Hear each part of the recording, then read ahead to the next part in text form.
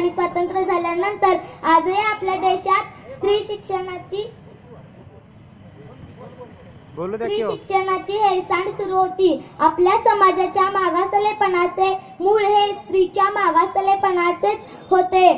म्हणूनच महात्मा ज्योतिराव फुले आणि सावित्रीबाई फुले यांच्या ध्यानात असा विचार आला होता की विद्या आणि ज्ञान या गोष्टी काही पुरुषांसाठीच नाहीत, स्त्री ही एक शक्तीच आहे, तिला पण मन आहे, भावना आहेत, विचार आहे, विचार करण्यासारखी तिच्याकडे शक्ती आहे। परंतु त्यावेळी बालविवाहाच्या पद्धतीमुळे स्त्री शिक्षणाला समाजाचा विरोध होता।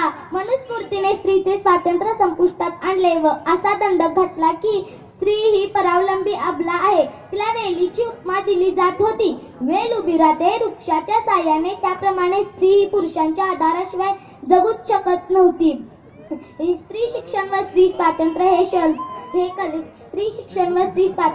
हे शब्द पण कोणाला माहित नव्हते। स्त्री शिक्षणाला समाजाचा बदल करण्यासाठी आधारशिला आहे। स्त्री शिक्षण म्हणजे त्यांच्या मुलाचे शिक्षण। आपण जर एखाद्या पुरुषाला शिक्षण दिले तर ते एकट्याला दिल्यासारखे आहे, परंतु आपण एका स्त्रीला शिक्षण दिले तर ते सारे कुटुंब शिकेल।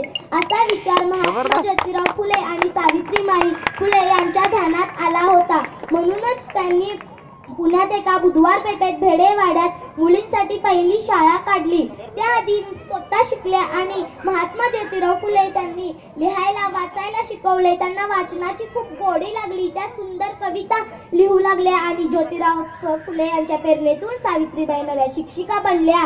पण ते लोकांना आवडले नाही। लोक त्यांच्यावर शेणगोळे दगडगोटे टाकायचे। अगोदर परिस्थिती खूप गरिबीची होती, त्यांच्याकडे बदलायला कपडे नसायचे, तीच साडी धुवून तीच वाळवून तीच परत नेसायची। पण अशा प्रतिकूल परिस्थितीत त्या घाबरल्या नाही, त्या धीराने संकटा सामोऱ्या गेल्या। शिक्षणामुळे माणसाचे पशुतत्व नाहीसे होऊन त्याला मनुष्यतत्व प्राप्त होते।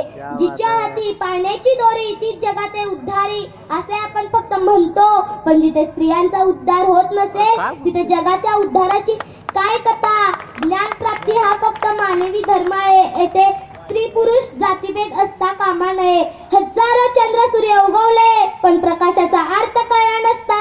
खरंच जर आज डॉक्टर बाबासाहेब आणि सावित्रीबाई फुले जन्मले नसत्या तर स्त्रीला शिक्षणाचा अर्थ कळला आणि तुम्हाला आम्हाला जगण्याचा अर्थ कळला नसता। मला इथे बोलण्याची संधी दिली त्याबद्दल मी खरंच खूप आभार आहे। जय भीम, जय बौद्ध।